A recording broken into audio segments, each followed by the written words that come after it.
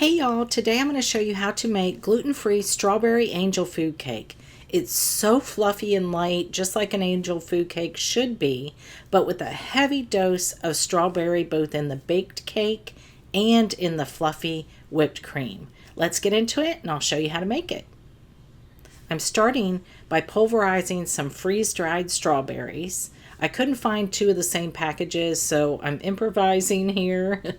But the amount should be 2 ounces total, so however you get there doesn't matter. I want this to be a very fine strawberry powder, so I'm using my Ninja smoothie bowl maker, whatever it's called. I'll leave a link for this one, but you can use any food processor or high-powered blender. All right, that's good. It smells phenomenal, y'all, like a strawberry field full of fresh strawberries. Okay, I'll dump a half a cup or 70 grams of Kim's gluten-free all-purpose flour blend into a large sifter or sieve, along with a quarter cup or 30 grams of cornstarch. And I'll add the strawberry powder in here.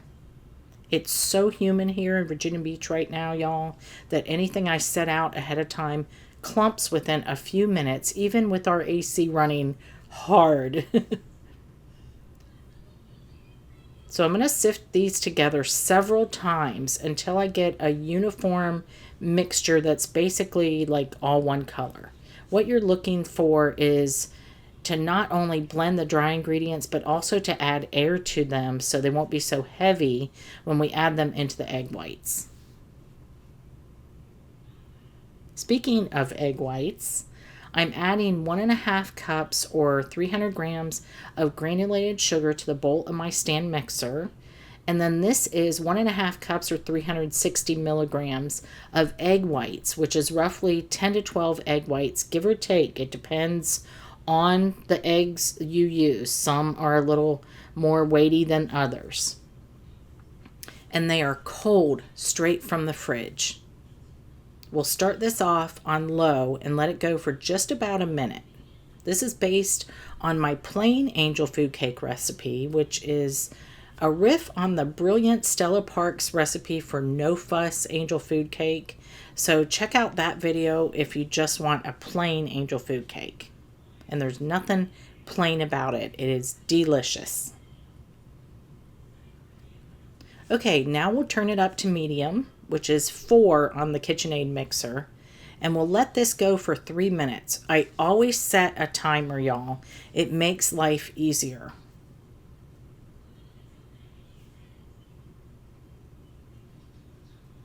Okay, I'll add some of my vanilla bean paste, or you can use vanilla extract, 2 teaspoons, and then this is 1.5 teaspoons of cream of tartar, and a 1/4 teaspoon of fine sea salt or fine salt. Just make sure it's fine.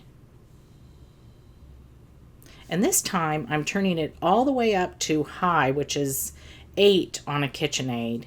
And we'll let this go for 2 to 4 minutes. Set a timer for 2 and then check it at that time. You actually don't want to go to full stiff peaks because there won't be anything left to expand to when it hits the oven. That's Stella Parks' brilliancy. Okay, this is perfect. See how the peak droops over still? That's exactly where you want it. It's kind of all the egg whites pile on top of the bowl. I'll add the dry ingredients in 3 increments, folding each one in thoroughly but gently.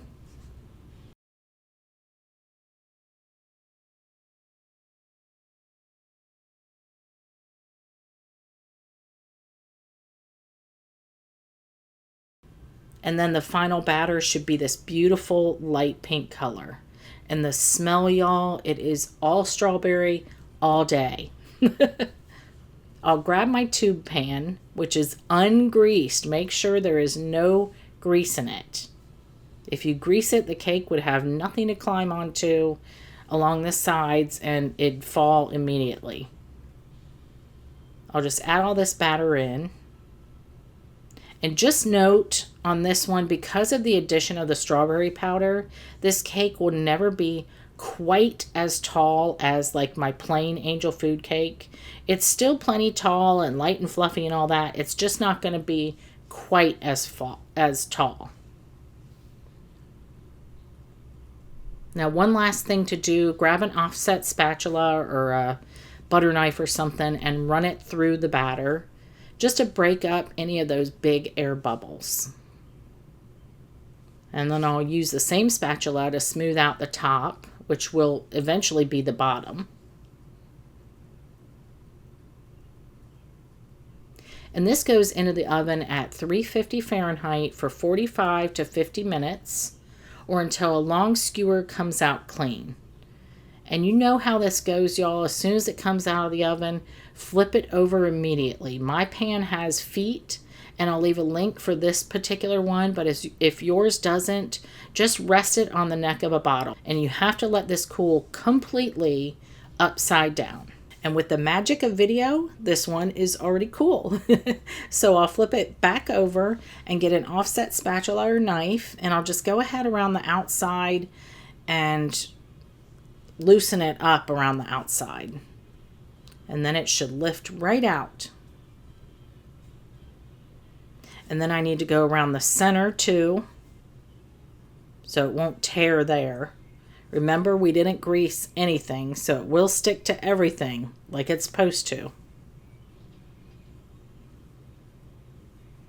And then I'll just slide my spatula underneath the bottom and then grab my cake stand and just flip it out onto the cake stand.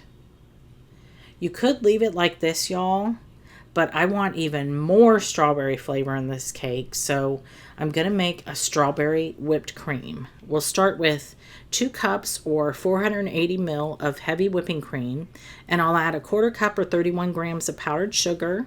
And this is just strawberry puree from about a cup or 5 ounces of strawberries that I pureed in my blender and then put through a sieve to remove the seeds. And then I'll add some more of that wonderful vanilla bean paste. Or you could use 2 teaspoons of vanilla extract. And I'll start this on low just to get everything well combined.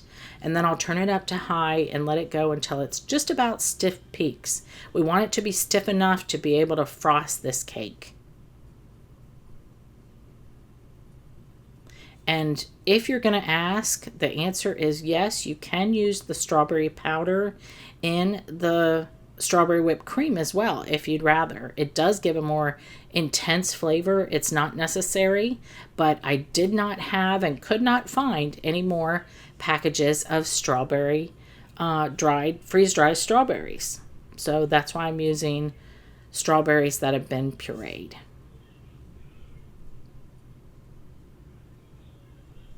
Okay, I'm going to use every drop of this on the cake, so there's strawberry in every single bite. I don't want to see any of that golden brown, just all pink. Rustic, that's what I'm going for too. No smooth lines for this one, just like swirly, however, just simple. And then I also like to decorate the cake with a few strawberries that I've kind of cut so that they fan out like this. I'd love to cut into this right now, but it really is best if it's refrigerated for at least an hour. Okay, y'all, taste testing time. Just look at that fluffy pink interior. It is so pretty, y'all. I have loved angel food cake all my life, and this one is just heavenly. So pillowy and light. The strawberry version is so darn good. I could eat this all day long. Enjoy.